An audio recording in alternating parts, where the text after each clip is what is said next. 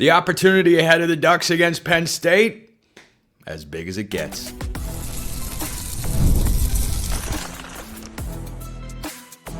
You are Locked On Ducks, your daily podcast on the Oregon Ducks.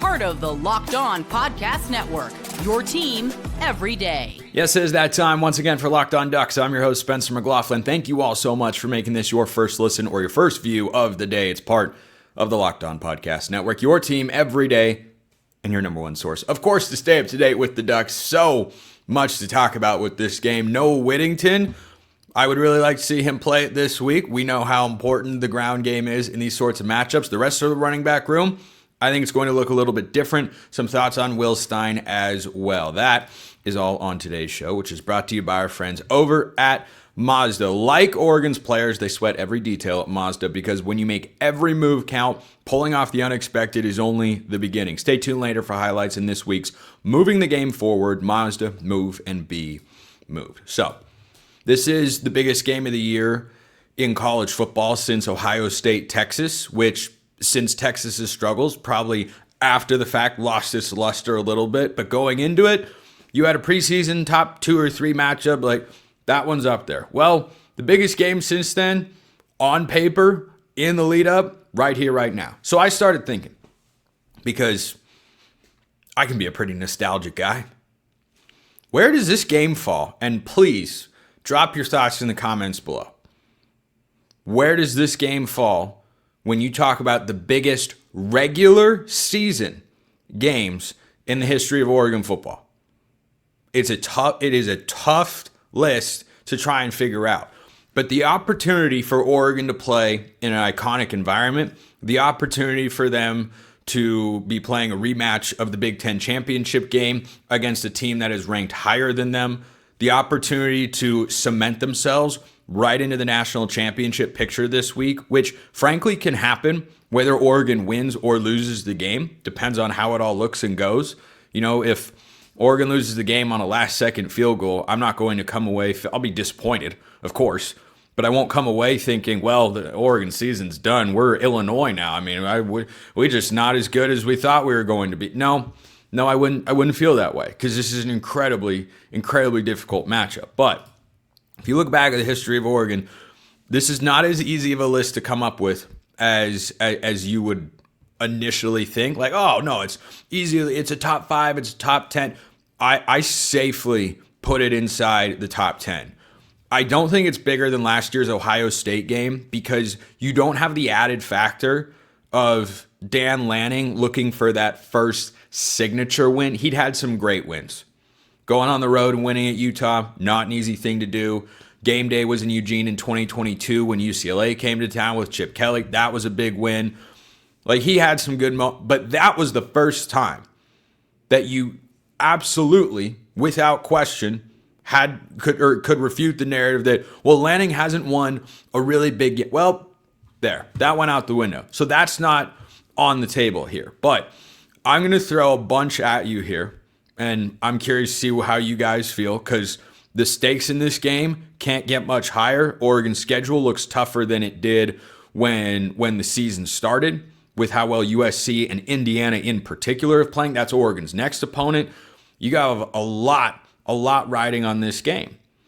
But I was thinking back, and I thought of 2007 USC. That was a big one. How about the blowout in the Big House with Dennis Dixon? The Statue of Liberty, the fake Statue of Liberty?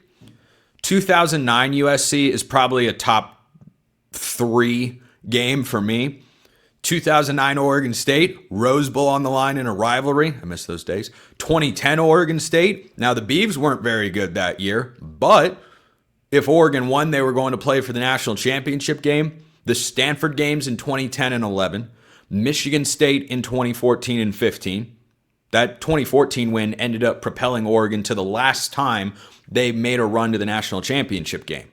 If they don't win that game, which they trailed by 2 possessions in the second half, then Oregon does not go to the college football playoff in all likelihood. Michigan State 2015, a lot of hype. We know how that season went. Vernon Adams had only been healthy. LSU, I overlooked LSU 2011 off of Oregon's run to the national title game in 2010. Pretty big. Washington 2018, Oregon's reemergence onto the scene as a conference title contender and playoff caliber program. Ohio State 2021, Washington 2023, even though that day stunk completely, and 2024 Ohio State. I think you put this game inside the top 10. I actually don't think that you put it inside the top 5, which I don't say to downplay.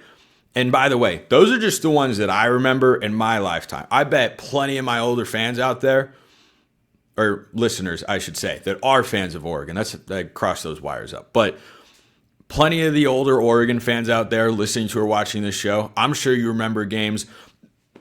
The pick, I didn't mention the pick. I should have written down the pick. I was keeping it to games that I watched. But the pick, like that one maybe a little bit more after the fact because Oregon pulled the upset. But if you talk about hype going into it, I think this matches, but is just a little bit short, or almost matches Ohio State from a year ago. Ohio State 2021, what an opportunity that was. Michigan State in 2014.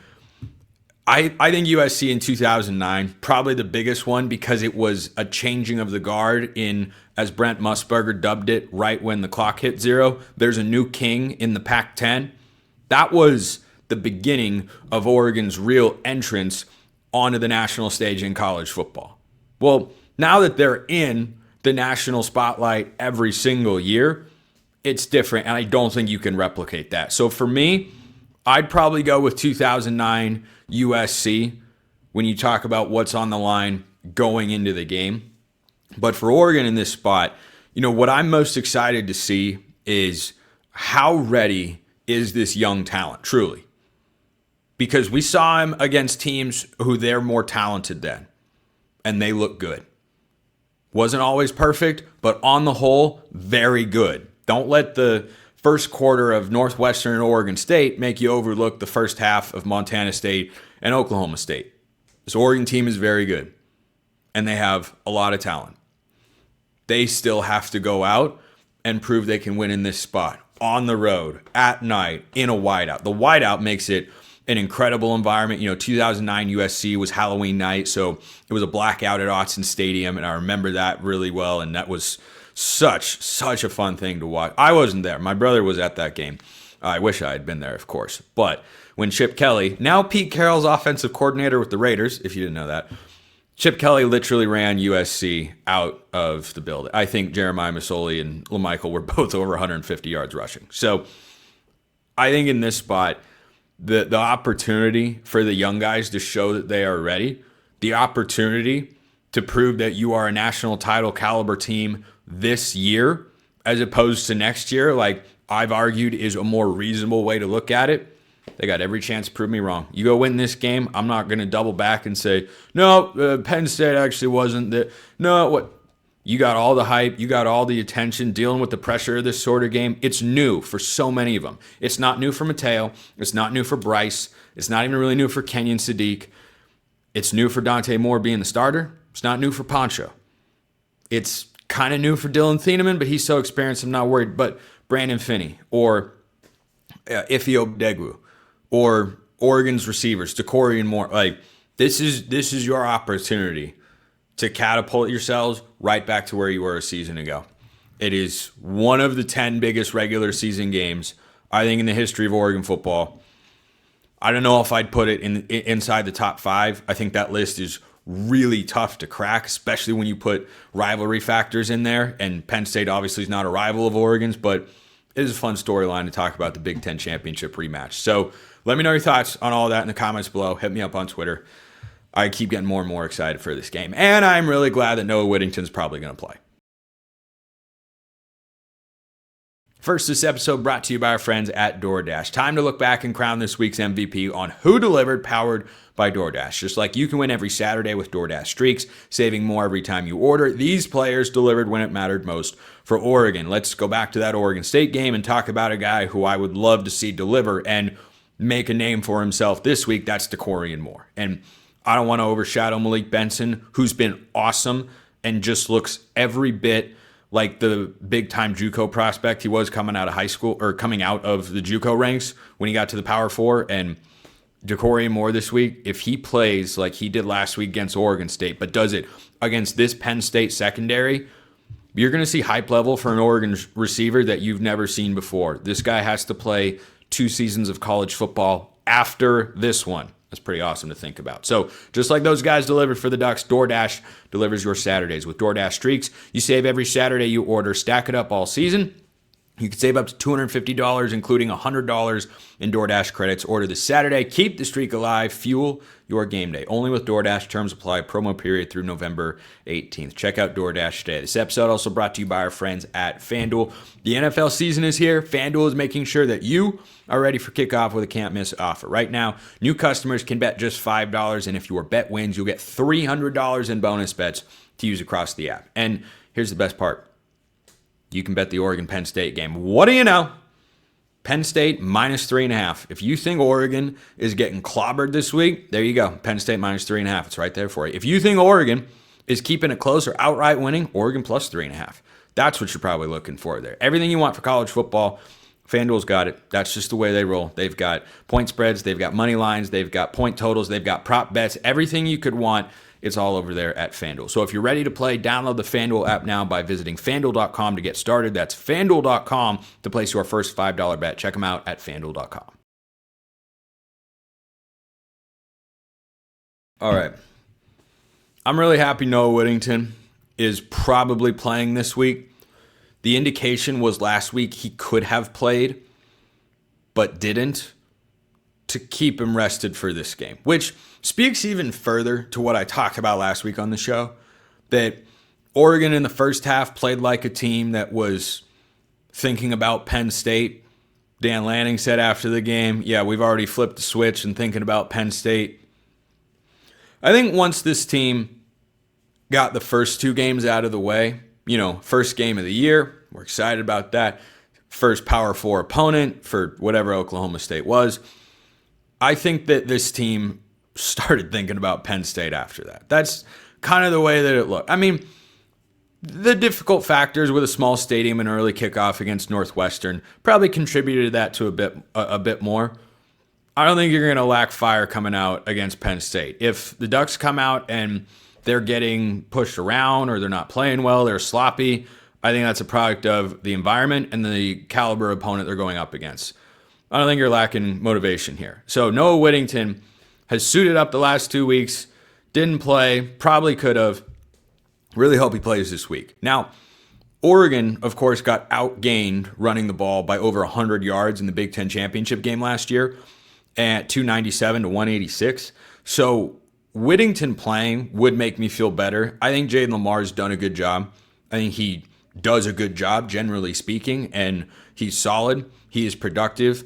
I like him much better as the number 2. I don't see the same sort of lateral shiftiness or explosiveness, really, that Noah Whittington has, and I don't think he's as much of a home run threat. And nothing demoralizes a team or a fan base more than when the other team busts a long touchdown run for you. So I think that Noah Whittington playing in this game is a pretty important factor. And the running game for Oregon, I was not overly impressed against Northwestern. I thought it was better against Oregon State. This is like everything else, and every player you talk about that you don't know everything about because we just haven't seen them play much football in their career. This is the first real test. First real test for the run game, for the offensive line, for Dante Moore, for the receivers, for the secondary, for new guys on the defensive line, all of it. All of it. It is all the first actual test and the first major data point that we're going to get here. So Noah Whittington playing, I think, gives Oregon a better chance of winning the rushing battle, which is usually how these games get defined. Last year against Ohio State, Oregon outgained the Buckeyes on the ground in game 1. They win. Utter domination in the other direction in game 2. They lose. The Big Ten championship game was an exception. I feel good about Dante Moore going into this spot. Expecting him in his first major game as Oregon's starting quarterback to put up 45 points on the run, you can't do that. Defense and run game have got to be able to control the clock a little bit better and just control the overall tempo of the game more than they did in the Big Ten championship. Remember, Oregon had a 28-10 lead over Penn State and Indianapolis. And then Penn State never led, but was driving for the tie late, and they weren't even throwing the ball all that much. So, this question from a Locked On Ducks insider out there. What's your key matchup to watch this week? I think it's the O-line creating running lanes and limiting pressure from the three key players Penn State has up front. If they create running lanes and make Penn State stack the box, that slows the game down for more and creates more one-on-one matchups on the outside. Love to hear your take on this, and go Ducks. Yeah, I think that one is definitely up there. You know, something that I'm sure we've all seen throughout the first few games for this Oregon offense. The play action's a big part of what they do and how they've created explosives. You know, you think about the long touchdown to Malik Benson against Oklahoma State, or the touchdown to Kenyon Sadiq against Oregon State this past week. They're coming off a play action. Well, that only has a real threat if, you know, you're challenging the linebackers or making the safeties think about it and coming, you know, making them want to come up and run support. You know, the Gary Bryant Jr. touchdown, same thing, is Oregon showed, you know, a lot of eye candy at the line of scrimmage, got a safety to bite down. Gary Bryant goes over the top after a quick play action and gets a 42, 43-yard touchdown. So, yeah, I think that's up there. But number one for me, defensive line has to win. The defensive line has to be able to. You're not going to win every play. Penn State's going to have good running plays. Penn State's going to have good passing plays. They're going to score points in this game.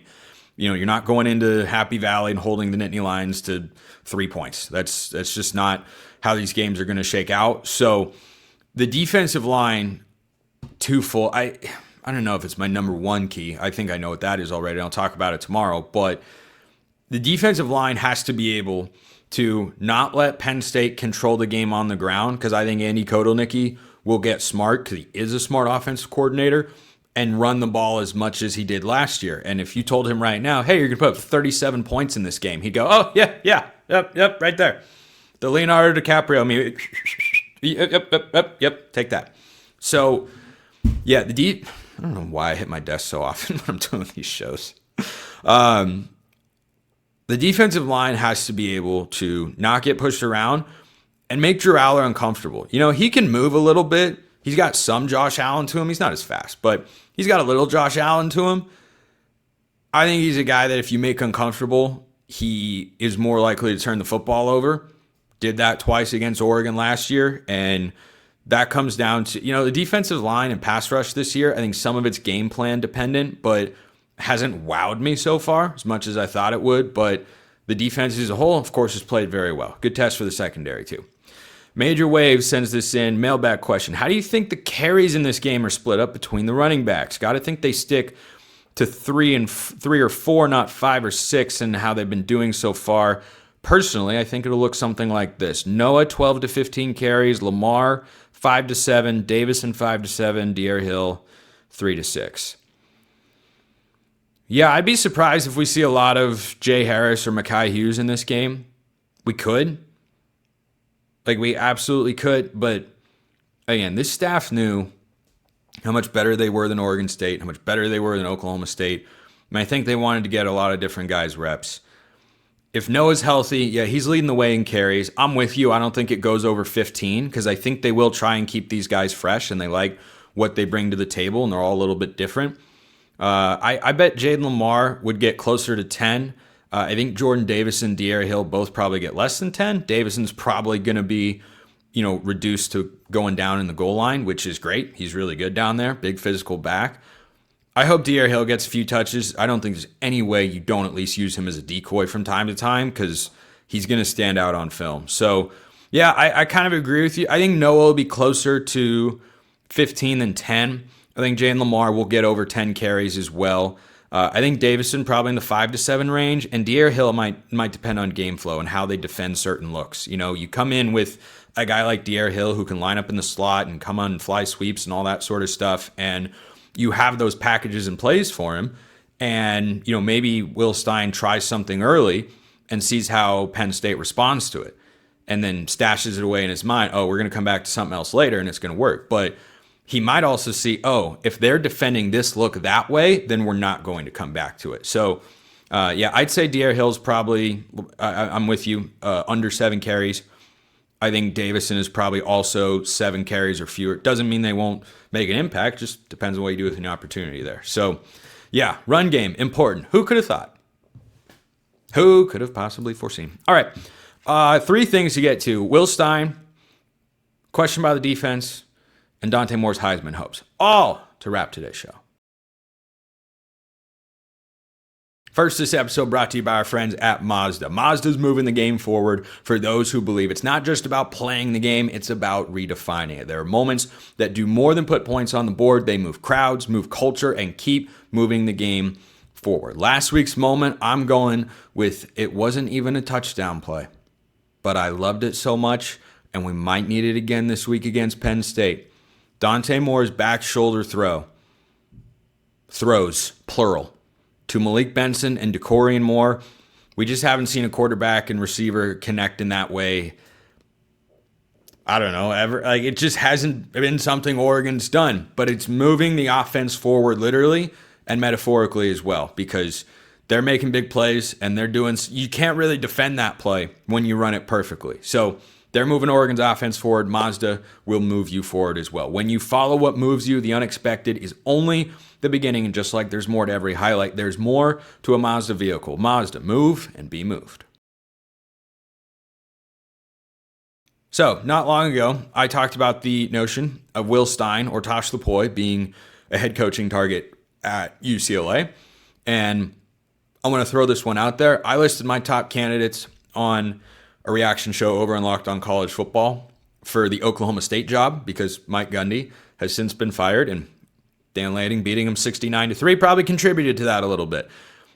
Will Stein comes from the state of Texas. He went to Louisville, of course, but Texas and Oklahoma, when you talk about geographic fit or can you recruit the area, do you have ties there, those two things are one and the same because the state of Oklahoma recruit the schools there, Oklahoma and Oklahoma State most notably. I'm sure Tulsa does too, but don't study their recruiting habits a ton. But shout out to the Golden Hurricanes. They beat the Cowboys in Stillwater for the first time since 1951. So candidates that are going to get hired for those jobs are going to have a lot of similarities. You know, I've seen Ben Arbuckle's name get thrown around, the offensive coordinator at Oklahoma. Colin Klein, I think, would be an interesting idea because he's got experience in the Big 12 and he's currently the offensive coordinator at Texas A&M in that sort of region. I also talked about G.J. Kinney, head coach at Texas State, and Jeff Traylor, head coach at UTSA. Good group of 5 head coaches. So Kinney's done it at 2 different spots. He'd be my number 1 target.